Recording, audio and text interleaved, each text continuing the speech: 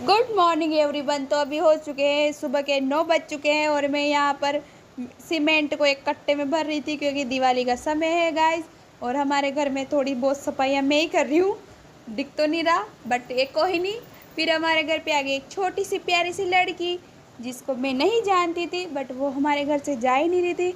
शायद वो हमारे मोहल्ले की थी या फिर हो सकती है दुर्गा माता, आई नो। बट उसको मैंने फिर पानी वानी पिलाया और उसको प्यार से समझाया कि बेटा ऐसे मत आया कर दिन में अकेले, क्योंकि अकेले घूमेगी पता नहीं कब क्या होए, तो किसका भरोसा नहीं कर सकते। तो मैंने उसको समझाया और पानी वानी पिला के फिर उसको भेजा उसके घर पे, लेकिन वो जा ही नहीं रही थी। फिर मैंने बोला कि बेटा जा वरना तेरी मम्मी तेरे को ढूंढेगी।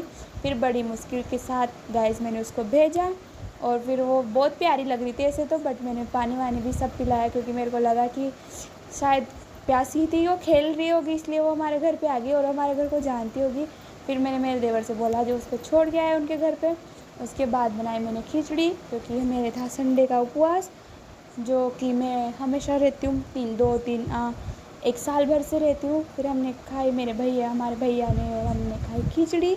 और गैस ऐसे खिचड़ी में हमने डाला था साबुदाना और मूंगफली के दाने, हरी मिर्च, ये आलू वगैरह।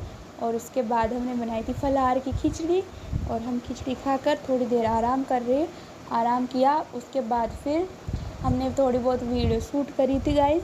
तो वो वीडियो बनाकर फिर हमें बज गए थे शाम के 5:30 और 5:30 बज गए हम आ गए थे नीचे रोटी बनाने किचन में खाना वाना बनाने।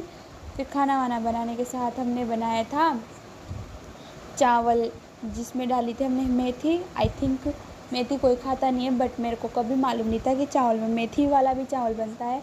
बट जो हमारे भाभी जी है, मेरी जेठानी, उनके वहाँ बनाते होंगे तो वो अलग अलग प्रकार के चावल बनाती है गाइस। तो मेरे को भी पहली बार शौक लगा कि मेथी वाले चावल भी बनते हैं। तो मैंने देखा उनको और मैंने बोला कि आप ऐसे अच्छे अच्छे चावल बनाया करो।